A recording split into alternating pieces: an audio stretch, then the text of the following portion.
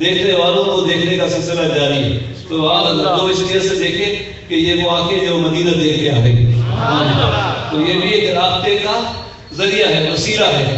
اللہ تعالیٰ نے سب کو وسیلہ بنایا ہے، حضور کو اپنی ذات اپنی صفات کا وسیلہ بنایا ہے. اس نے حضور اطاعت اللہ کی، حضور کی بات اللہ کی بات، حتیٰ کہ اس نے حضور کو دیکھا، اس نے اللہ کے جلووں کو دیکھا.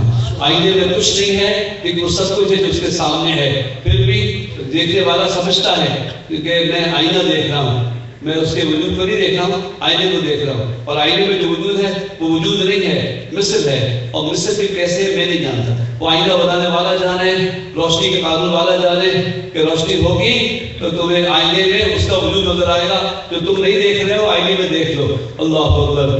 لیکن بہرحال حضور صلی اللہ علیہ وسلم کو بس جان اسی میں چھوٹتی ہے کہ یہ کہہ لو کہ اللہ نے حضور کو اپنا آئینہ بنایا ہے. پیر و مرشد کامل را سیدی حمزہ